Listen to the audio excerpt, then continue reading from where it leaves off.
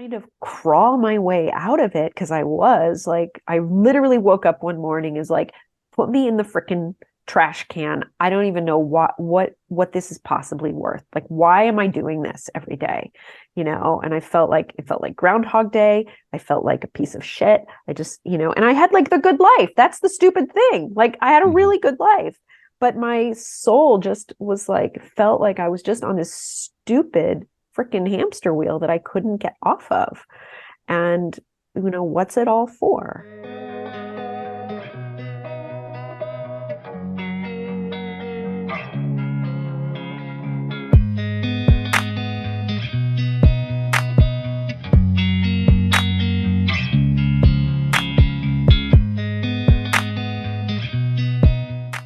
Hey everyone, this is Holly Copeland, and you're on Your Superior Self. Yes, you are, Holly.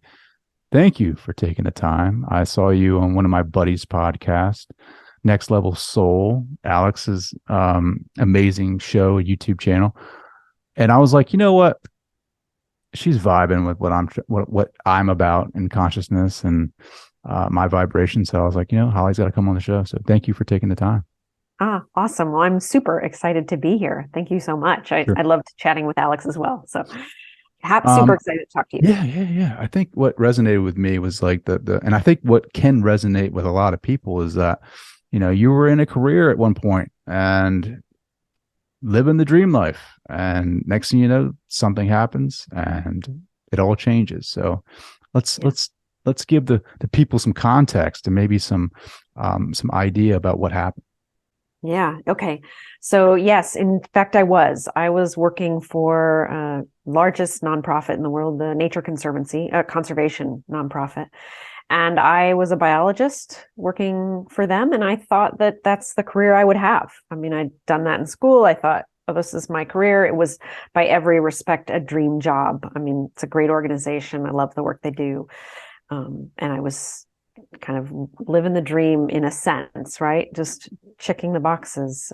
Lived in a beautiful small town, have wonderful children, and yet, and yet, I got to that place in my mid 40s where I looked at everything that was around me and all of what I was doing, and there were some fundamental, something was lacking, something was missing, and I couldn't put my finger on it.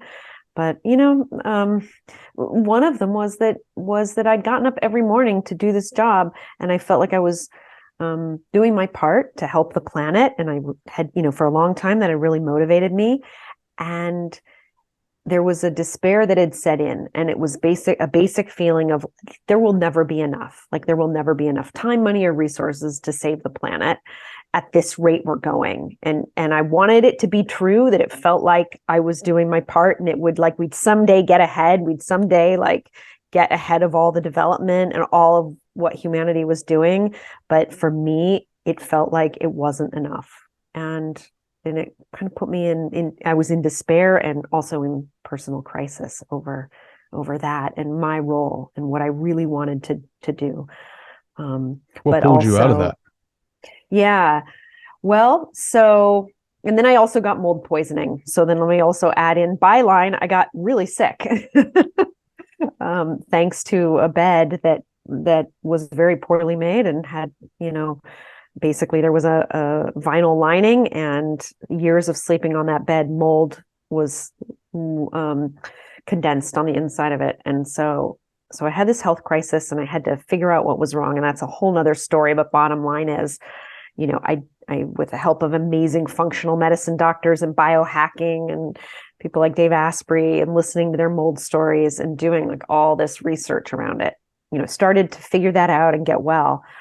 And then so what pulled me out of it was I decided to take a deep dive into my own mind. Like, my mind felt like a tangled mess. So I was in despair, but I was also like, this narrator in my head is driving me crazy. And I've never really taken this meditation thing seriously. So even though I've read all the books and I've done a lot of spiritual seeking, I felt like I'd never really gone on a deep meditative path, and I've taken my own mind super seriously. Do you know what I mean? Mm-hmm. Yeah. Yeah, And yeah. I feel like I'm just learning how to do this now, right? Like I have been so focused upon the imagination and um, using my mind to envision something, a scene, traveling through my consciousness, right? Like I haven't really focused in on the thoughts.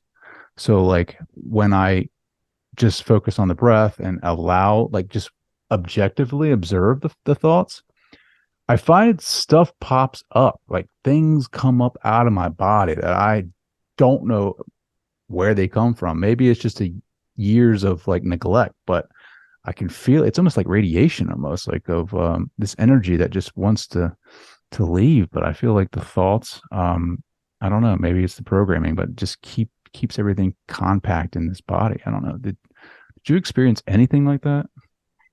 Yeah, I think No, no, I would. not really, Trey. No, no, no. No, no, no. I mean, right, where do thoughts even come from? Like, why do they keep coming? Like, what is this energy of thoughts and emotions, and where does it all come from? And what is our relationship to it? Is it me? Because it sure feels like it's me, this person that's wanting whatever, waking up in the morning and wanting coffee and then thinking about what I should do. And then, oh, I need to call my daughter. I'm like that. How is that not me? Um, and like being on that, sort of following those thoughts all the time and never turning around and actually looking at them and really going deeply into where are they coming from and what is my true relationship to them, you know? Hmm. And like I had heard, people like Eckhart Tolle talk about you're not your thoughts, and I remember the first time I heard that, it totally stopped me in my tracks. Like, what do you mean you're not your thoughts? Like, if I'm not my thoughts, really, who am I? And that, like, really taking that seriously by doing deep meditation and also practices like direct awakening practices, like sky gazing and having people instruct you into like the Mahamudra Dzogchen path that I've studied of really like listening, hearing, and noticing, like, where is the hearer, for example? Is there really a hearer? And um, that doing all that kind of inquiry, the who am I, that all of that, was basically, I got sent down that path, which became like a giant rabbit hole. um, Yeah, because it's all subjective experience. Like I can't experience your experience. As hard as I try, Holly, I can never wear your shoes, right? It's only Trey in my experience. But I hear everyone else around me talk about their experience and say, well, maybe I'm doing it wrong. Maybe it's not. Maybe what is this, right? That's where the frustration comes in because we don't truly know what we are, right? We just don't. We hear what people say we are. We're this name, right? Growing up in our programming, you're Trey. I'm going to call you Trey, right? Like, look in that mirror and I want you to point to Trey and I want you to start creating categories in your life that will affect you for the rest of your life. You're a boy, you're a girl, that kind of stuff, right? And so we live by these categories and we identify with them. And then we have this little voice in our head that's been basically there our entire lives, but it's not our voice. It's like everything that we've experienced up to that point. It could be our parents' voice. It could be their conditions of worth, whether that's success or you have to be religious or you have to be the good girl, bad boy, whatever, right? Like right. it's not truly who we are, but It isn't who we to are, but realize that. right. So, the other way to look at that is to look at, well, if none of that is what we are, what are we? And to me, it's actually quite easy to see what we are. That you and I are we are the essential same thing. There's a sameness about each of us that has nothing to do with our experience, that we both are, So like, if you right now, like, and everybody listening, like, bring your center of awareness down into your heart space and you just feel that, you feel kind of what's there, and you let everything else drop away. And sometimes it's really helpful to like close your eyes when you do this. And, for me, I just like imagine you're floating in space and you were born and you knew nothing about your name or your profession or your kids or anything, like you just were born in this moment, there is still something there, right? There's an awareness, There's awareness. Yeah. There's just awareness. but then there's a thought. Okay, but before the thought, right? There's just awareness. Yeah, And 100%. that awareness is, can you not say that that open, spacious, just I am, the space of I am presence, right? You and I have the same I am presence. When everything else drops away, I actually have 100% confidence. And I would say, like, I don't really have 100% confidence about anything else, but I have 100% confidence that the awareness that you are is the same awareness that I am. Just, Mm, right? when did you have that realization? I can't take credit for that one. That's a Rupert Spira pointing, who's one of the non-dual teachers that I've followed for years and love. And I heard him give this pointing, and he pointed out that Hitler and the Dalai Lama could be sitting in front of us right now, and they would have the same one awareness, would they not? Which is the same, which is you, and it's the same awareness of me. How did that change you? Right? Like how did it change you in your day to day? Oh my goodness. So that's such a great question. So for me, that's when the spiritual traditions talk about, our ground in Buddhism, the ground of being, like what we fundamentally are. When I recognize like that is what I fundamentally am, and it's the same as what you are, then I know that no matter what, that like there's a light in you that is the same as the light in me. And so I can like look past whatever somebody does, says in the outer world of experience. I take incredible confidence in knowing that they are, in essence, this is what, the great like Jesus and Buddha. I look out at you, I can see you as the Buddha, or I can see you as Christ. I see you as the divine being, just as I see and know that I am a divine being. And everyone else listening is the same divine being. That's a, what's more important? What's a more important fundamental truth than that? It's pretty powerful. I mean, it kind of takes you back a little bit, right? Like you think about that, like let that set in for a minute, that your awareness when you close your eyes and you get into that heart space is the same awareness that you, Holly, have right now.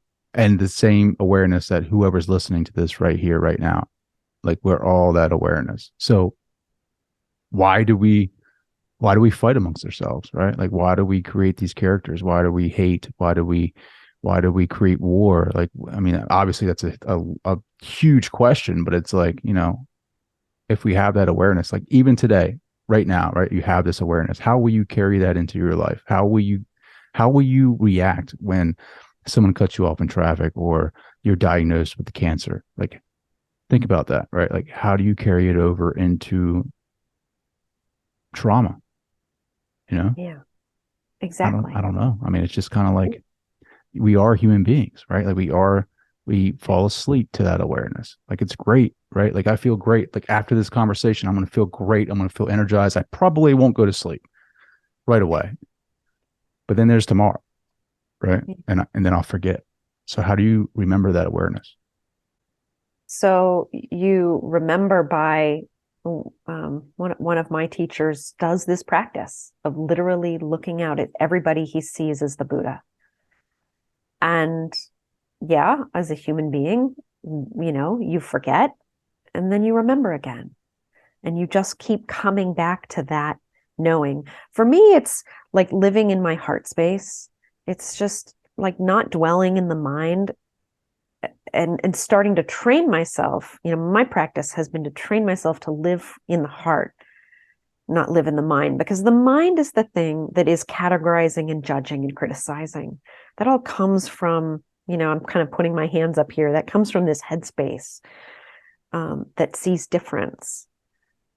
But if you look out at me through the eyes, if your heart had eyes and you looked out at me through the eyes of your heart, would you feel those same judging, criticizing thoughts? No, I wouldn't. I would one be like, I can't believe my heart has eyes, but no, I'm joking. But I would, I mean, just thinking about it, like taking it in, like I just feel like I would be overwhelmed with that love space, right? Like I just feel like that's what I would be, in tune with. So Yeah.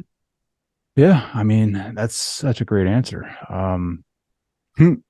Imagining everybody's the Buddha, like that's just, I'm gonna crack up tomorrow now just thinking about that. Like people I walk up to, like, you know what I mean? Right. But I mean, imagine if in kindergarten we taught our kids to see their classmates through the eyes of their heart. And we taught them to practice that as a real practice, that these are your companion beings on this planet Earth. And they, like you, are just trying to do the same thing, get by every day, and they're trying to get food and shelter and be happy. Basically, we all want the same thing. And if Mm-hmm. you see your fellow humans through the eyes of your heart, then it just softens and dissolves all of this criticism, all of this judgment, not only, by the way, of them, but of you. I mean, it actually comes from our own sense of separateness. So that's the other teaching that's so profound here, is that we suffer because we feel like we're separate beings. What you Mm-hmm. started talking about, it's like, well, that experience, that being, feeling like I'm caught in experience, is exactly the thing that keeps us feeling separate. And so the moment we fall into our heart and we look out through our heart and we see our, fellow people as the Buddha, and we sense, and this realization that I just shared, that it's actually the same one awareness, that you are is the same as I am. That's actually the dissolution of our separation. That's what all the great teachings are talking about, that we're interconnected beings. And you don't have to read about this in a billion books and try to understand. Like, you can just do this pointing that I just shared. And this can be this, you find this out for yourself if it's not true. But for me, that's like, we're interconnected. I know it just by that one experience, my own personal experience. Sure. What about the advanced learners who are starting to who understand that concept, right? And then want to take it a step further and start living that every day. And uh, I Yeah. don't want to say manipulate reality, but they don't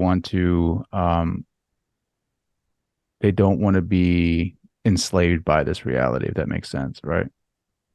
Yeah. So in Dzogchen and Mahamudra, once you recognize this practice, that we're interconnected beings, then the fundamental teaching is to learn to live there. So I would say, have you fully learned to live there all the time? And then for these other for these more quote unquote advanced practices, I guess I would ask first, like, what are you lacking, or what are you seeking? Like, what's the purpose of all of that? And to be really, I guess, really clear in your own mind about why. And there's nothing wrong with, like, to say, like, to having more, like, we're at play in the world of experience, are we not? So, like, divine God, whatever you call it, gave us this experience. And so, like, I too, like probably many of your listeners, are at play in the world of experience, playing with ayahuasca and playing with psychedelics to kind of see what else is, what's underneath. all Do you this think apparent. psychedelics and ayahuasca, sorry to cut you off, do you Yeah. think they unveil the true reality? Like, do they lift up the veil and show us true reality of what it is that we can't see because we're in this human costume? That's definitely been my experience. Yes. Sure. Yeah, Yeah. for I sure. mean, Yeah. I haven't done that. I think for me, it's more or less like, yeah. I mean, I know it's always going to be there, right? Like ayahuasca, um, DMT, and all psychedelics. Yeah. I truly want to have a pure conscious like experience where whether it's through meditation or a peak experience that Maslow talks about, Yeah. which could take longer, but because we're human beings, like we want it now, right? Um, but to your point about playing in this reality, right? Like how crazy is it? We're having this experience, right? Like we are this awareness in this moment right now in this reality, and then we find out that we can change it, right? Like Yeah. think about the Matrix, right? When Neo has this awareness and the bullets are he stops the bullets, and I'm not, again, like, I'm not saying I'm trying to go stop bullets, but it's like being able to have that intention and then have that effect on where we're at right now. Yeah. Right. So I think what I hear you saying is like it's where we finally recognize that the next step, maybe, if you will, is when we recognize that we are not our thoughts, when we um, come into contact with our being as awareness. And then I think what we do is we open the doors to co-create more intelligently with source consciousness. Sure. So, rather than be at the mercy of it, kind of always reacting to all the tennis balls being lobbed at us, we actually start to play the game, you know. We Oh, yes, I love that. I love that, right? Like instead of like standing here in this life and being a victim, like now we're the conductor of the orchestra. exactly. And Exactly. we can sit there and you know what? We're the conductor and then we can also create the music, right? Beautiful. Yes, I agree. And we can create the music. Yes. And it's not us, the small mind, doing it. We're actually doing it from empowered source consciousness. To me, it's a co-creation, but it's stepping into the flow. It's stepping into a my arms want to move I around. love it. I Like, love it. right? I You love can it. like I love it. feel the Yeah. dance and the play of the energy of the universe, right? We're basically energy is coming into form through us. And now we're like the sculptor molding that energy through the universe, I can see you you know. tapping into it right now. Yeah. Yeah. Yeah. It's and It's pretty powerful.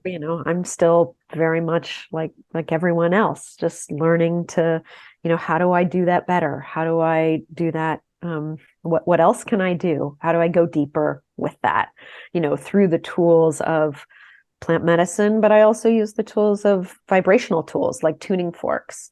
So I work with tuning forks with people to help for me when we come into form, because everything is vibration, and when we come into form, we are like singing a symphony. We are like literally the planets. I'm also geeking out on astrology lately and studying astrology, which is basically like a universal song is playing the moment we're born. That's what astrology is basically about. That the planets were in different positions. Planets rotate in cycles that are vibrational, and that's like a blueprint that's stamped on us the moment we're born, and that plays out through us, and it's like we're singing a song or a symphony. And some tools like sound healing tools, the reason they're so powerful is because we're vibrational and they're vibrational, and they bring us into resonance and harmony back into our song that we're here to sing, Hmm. that we're singing with everyone together, by the way, because we're all interconnected. Hmm. You're in your own, symphony playing, and I've got mine playing, and right now we're dancing together. And Sure. It's great yeah. music. It's awesome music. What do sessions look like? Do you have to have the client in the same room, or is that something you can do like telehealth? Can you do it over Zoom? I do it over Zoom. Yeah, Yeah. it kind of blows my mind. And coming from the science world, I wouldn't believe it if I didn't do it every day and see the results of it. Because, literally, I put a hologram of a person on my table, meaning I imagine that they're there. And I bring the tuning fork into the field, literally the energetic field of the person. And I tap into them, and they're on the phone or they're on Zoom, and they, feel the fork coming into the field, and they tell me what they're experiencing, and I clear energy. Basically we're untangling knots in their field is the way I describe it. Mm. Or we're tuning strings that are out of tune is another analogy that works really well. So all of us are, not only are we energetic, but our thoughts and emotions have energetic patterns that are on the outside of our body in our auric or our biofield. Mm. And so tuning forks, if I bring a tuning fork into the field where, say, a dog bit you and it was super, traumatic for you when you were 5, I can feel that trauma. And you, if you were my client, might very well feel that fear. And then we can literally bring that string, that vibration back into resonance, release that fear, and you can release it. You won't be afraid of the dog anymore. Mm. Does this work for like past life stuff too? Or is it just You right know, here, right now? I have done a little bit of that. So I don't, yeah, I don't. I mostly work on people's lives right now, but I've done a little bit, and it does seem to work, as long as we kind of know what the intention is and set that intention. Yes. What's the most powerful healing that you've seen thus far? Ooh, that's a good question. Um, I had a woman who had a broken shoulder, and she was rehabbing from that. And I worked with her, and so this is a very much like a physical pain situation. And her she saw me, and she also bought a tuning fork and worked on it herself. And her doctor said she healed like 3 times faster than he expected. Hmm. So that was pretty amazing. Sure. Um, and other ones are, um, Here you go. yeah. How are the healings changing, right? Like, do you see certain like a pattern that your clients are coming to you with, like that need to be healed? Most the most of the time I'm working with people who have just uh, it's more emotional mental. So it's traumas that are, they might have right hip pain or left hip pain and things like that, but those are all from, emotional patterns that were set in when they were, very young. So healing from trauma, when childbirth, whatever, that keeps them locked in a certain pattern, locked in feeling inadequate, locked in not having enough self-worth, locked in, feeling trapped by, um, you know, like it's basic. I mean, there's so much of Yeah, it. Basic childhood yeah, trauma trauma, stuff. right? Yeah. Yeah, Do that they seems to so run our lives. yeah, the program, right? Like the Yeah, underlying program that's unconscious that we can't see. yeah, yeah. Does it clear it out and does it come back, right? Like if they don't fully clear it or deal with it, right, or integrate with it, does it usually come back? Yeah. I mean, of the people I've worked with, it may take, it's definitely not usually a one and done, although oftentimes people will like, wow, I really feel like something shifted dramatically in one session. But it usually takes multiple sessions for on working on something and clearing different patterns around it before I see, you know, uh, significant results. Hmm. And the people that work with me for like 3 months, something like that, that's where I see, really life-changing shifts. Sure. They feel much better, much happier, much lighter, life is easier, that kind of thing. Describe the kind of person you were before this work, right? Like, were you listening to yourself speak about your healing technique now, right? Like, what would the old Holly say if she heard you speak like this? That's such a fun question. I think she'd be laughing and be like, "Whoa, you changed What a lot." happened to you? Yeah. Definitely. Because I was, while I was a scientist and I wrote, I mean, I've like, you could look it up. I've got like 20 papers on wildlife ecology in Wyoming, like true blue scientific papers on Darwinian. sage grouse and mule deer. I have a paper on, eagles and condors. I've got did all kinds of work like that. Um, and all of the people, I'm very much like, entrenched in the sort of Western experimental model of science. And I will say that I've always had a bit of a metaphysical streak in my personal side. So I kind of had always been listening to, like I said, the Eckhart Tolle's type of people, and been interested in esoteric sciences. So, but I think she'd be like, "Wow, you've gone pretty far out." Well, it, it's becoming. It's a becoming, right? Like, yeah, the old Trey would definitely be like, "Man, what did you smoke, man? Like, what happened to you, bro?" He would definitely say that, probably word for word. But it is self-actualization, I think, is a process. It's like the second birth of the realized man. It's like Yeah. it's the true becoming of what we are. And it's Yeah. just so fun. It's just like to realize that we're not what we thought we were, like to wake up, like, and I don't say this like from a judgy place, but like I understand when people listen to this show and they don't get it and they make remarks like he's crazy. Like, what is he talking about? Like, because I was there too. And like to think about like just living for the next weekend, or living for the next credential or the award, or that's what makes us happy is, like, I don't know. It just seems like it starts to give me anxiety just thinking about that, because it's like, it's just not what that's about. It's so much more. Like our purpose here is just so much more. And it's, the self-realized man, the ideal person, right? The authentic person is the realization that the true the only true power you have is the choice that you make right now in this moment, right? Like, and it's how you show up and taking a responsibility for all your choices in your life. Like me, like every decision that I've ever made has gotten me to right here having a conversation with you. Yeah. I mean, every single step of the way, like everything.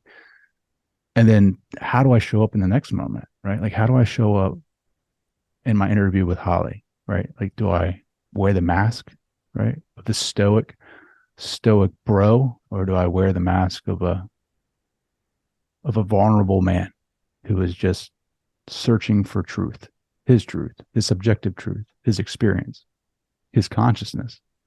Yeah. And there's so much beauty in that, because you just never know. It's like a becoming. It's like an unfolding of like a flower, right? Like, it just happens. You don't know when or where, Yeah. but it just happens. And it's a beautiful journey, right? But Amen. like I say to my kids, it's what is it? Youth is wasted on the young, right? Like, Yep. Yeah. I can't tell anybody that's 20, Yep. like 30 years old, like, or below, right? Like, unless they're very like an old soul or experience or something like that. Like, I can't say any of this stuff to them. They're like, "Nah, shut up, man. Like, what are you talking about?" But um, yeah, I think, your journey is so beautiful in itself, because like you had this career that you thought was like it for you. And then like you had this realization, this idea of like, what is it that we like, what is it? Like this little spark of curiosity, just like planted, like God just planted this little spark in you. He was like, all right, watch this, buddy. And then this unfoldment into now you're working with the field, clearing people's energy and like really truly nurturing health, like Yeah. healing, right?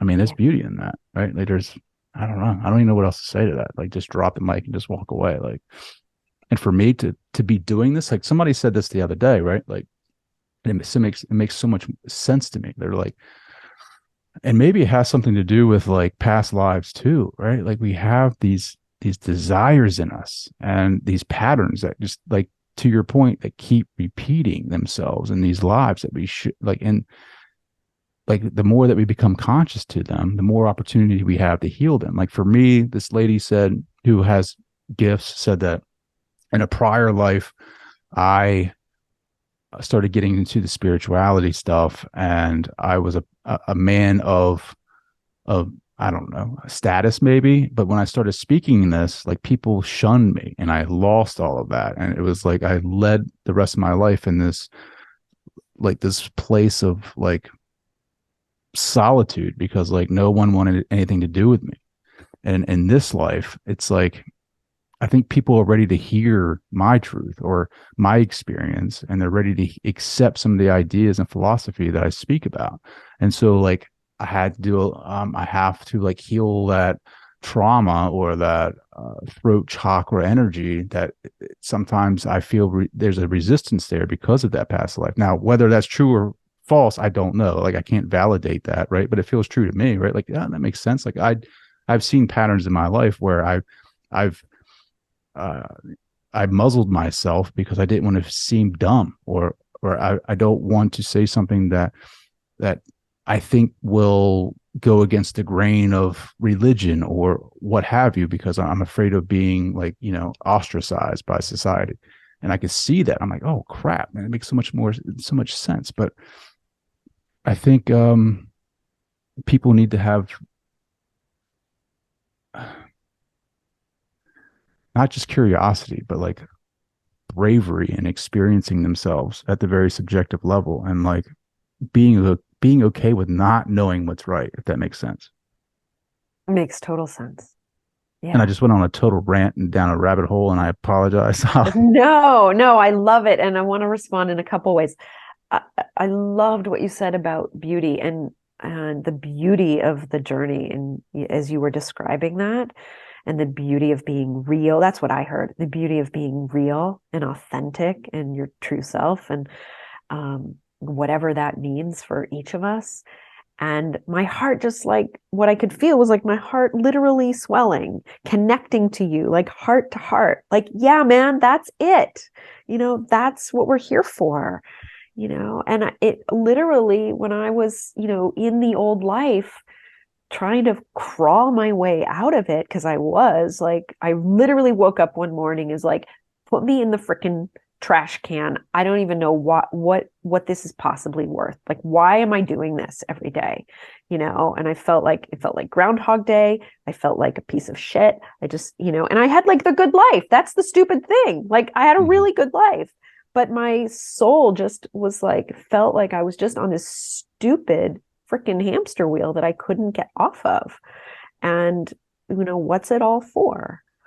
And, that's why I had to do this. I had to figure out what this was all for and find my true knowing of for myself of, what life was really about. Mm. And that's why, and that's why I'm here sitting here doing this. And that's listening to you. I feel, such resonance of a similar but different story, the same story. And I think, the hero's journey, that's Mm. what the hero's journey really is. And, um, and we're all on that same journey because we're all the same one awareness. We're all interconnected. Ultimately, each of us will find our way there sooner or later. There has to be a reckoning back to what am I? Who am I Mhm. really? You know, Did you lose people along the way that couldn't accept the new Holly? I got divorced. Mm. Yeah. What like I don't want to open an old wound, but like you going through that, right? Like becoming this new person or this new realizing your awareness. Yeah. Did you question like what am I doing? Like why am I doing this? when I was in it, no, I was so determined to find the answer that I was certain that it was like I'm reading this. There's a Joseph Campbell quote that I'm staring at. The cave you fear to enter holds the treasure you seek. Hmm. And it's like I was in that cave and I could see, like, no, there's gold here. I've got to find it. I've got to keep going, even though, I don't really know where it's going, but I have to keep going. So I was really determined. There was no turning around for me at that point. And then I quit my job. Uh, On yeah, top of that, right? on top of So that, now you're right? getting divorced and quitting your job. And you said you had kids too? Yeah, yeah. And they were in high school. They were juniors in high school, and they, um, without going into too many details, but to just enough to say that, I would, um, I was basically, this was all unraveling when they were juniors, and I was told, like, why can't you wait? Why can't you wait till we're seniors? And, so it was, um, there was a lot of, uh, there was a lot of strife in the family situation. I'll put it that way. But we Sure. worked it through. I mean, I have a great relationship with my daughters. God bless them if they hear this. I love them to bits, and I You're good kids. You're good kids. I promise. Um, they're amazing kids, actually. you one day when you're older, you'll experience the dark cave, and your mom's going to be there to help you through it and be like, "I told you so." When you Just got to go kidding. through the cave, you got to go through the cave, Well, you that's know. what I was going to say or ask, right? Like if someone is there standing at the mouth of the cave, living a life that is a lie to their essence, what do you tell them to make them have the courage to step into that cave? Yeah. Um, that it's worth it, that there's no more important thing you could possibly do. Or you could keep living, Starbucks latte to Starbucks latte if you want. But at some point, it's just not enough, right? It's like just that, like, yeah, you get the first, couple of sips and you feel good and you're like, okay, I got this. Things are good. Right. But it's just a latte or it's just whatever. It's a piece, bite of ice cream. It's not actual, real, lasting peace. And the promise of this journey is to find that real, everlasting peace, the one underneath what I call unshakable well-being, the one that somebody can't take away from you just because outside circumstances change. Hmm. Wow. Yeah. I think we're seeing that at a mass scale right now. I think you're seeing it, right? Like people are at that point. They're standing in front of the cave. It's dark, it's cold, it's scary. They hear the growls of the monster that's in there, right? And Yeah. I think we're seeing it at a mass scale. And I just pray that our awareness, that is all, is brave enough to conquer that, right? Like regardless of what we think we have here, right? Like all the material possessions, is it worth, are those materials of worth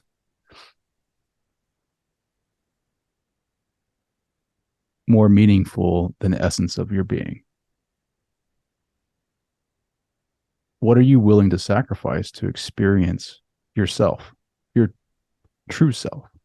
Yeah. You know, it's tough. Yeah. It's tough because we're so attached. Right. Well, you do have to surrender everything that you want to hang on to, potentially.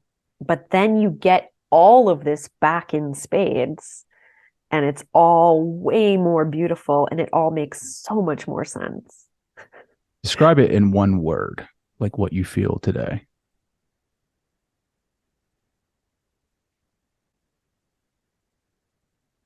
Peace. Hmm. um,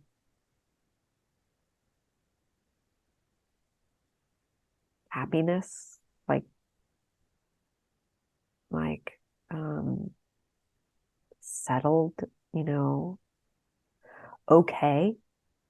You know, one of the fundamental problems that I was trapped in was like it felt like there was just like nothing, like how could anything ever really be okay?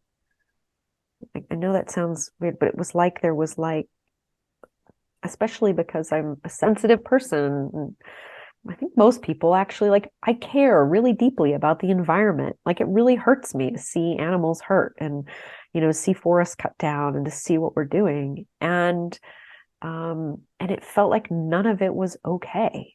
Like all the, injustices across the world.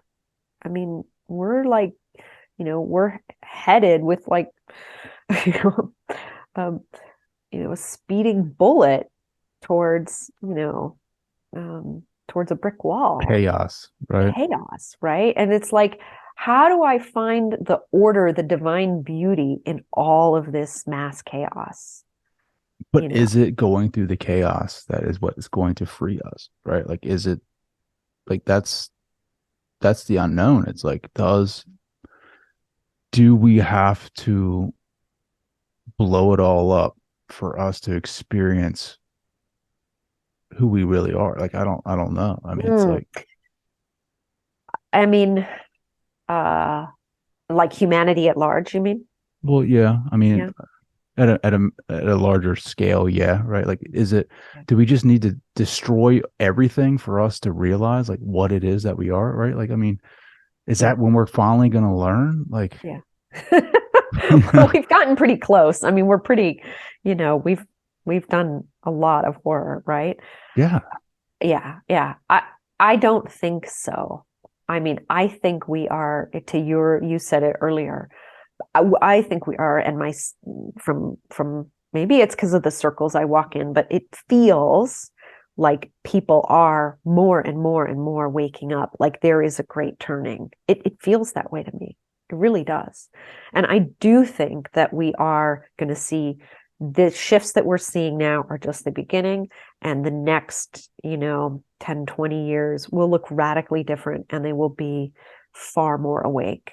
I mean, I subscribe to the kind of 100th monkey that there's a certain, what is it, a couple million that need to have this awakening. And then actually, because we're all connected, we will catalyze a global awakening, right? Mm-hmm. So that's the beauty of it's not, if you believe that we're all separate beings, then it would be impossible.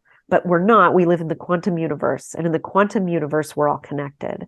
So that means, and they've shown this, like the experiments that were done, the 100th monkey, right? That only a certain percentage of us have to wake up, and then actually we will start to wake up everybody. So that's the plan that I'm on. Like I'm one of those, and you are, and all your listeners are, I'm sure. And we're part of that small group, and we are turning this. And it's, it may not seem like it in the linear world, may seem like this is small proportion, and how could we ever get there? But again, that's the beauty of the quantum universe. It's not linear. So you don't need to worry about that. Each and every person listening, just concern yourself with waking yourself up, with bringing as much love and resonance and harmony into your own life and all the people that are around you. That's all you have to do. Each of us does that, and it will be enough. Mm, I love it, Holly. I could speak to you all night. Crazy how Likewise. time flies. What do you got going on? What's the website? What do you any programs like how can they connect with you? What do you got going on? Yeah, thank you for asking. My website is heartmindalchemy.com, and I am just launching a monthly member program where you can get on a call with me twice a month, and we do biofield tuning. I do a group tuning healing and some very profound breath work that I teach and practice. And so that is one offering. And then you can also check out, you can do biofield tuning sessions with me, one-on-one sessions anywhere in the world. And then if you want to work with me long-term, I've got that, that coaching program that's really meant to change people's lives, to help people radically shift into unshakable well-being. That's what I love to do the most, is work with somebody for 3 or 6 months and really help them make those shifts. So thank you so much for taking the time. This has been so fantastic, Holly. Thank you so much. Oh, thank you so much for having me on. This has been a blast. I could keep talking to you for hours. So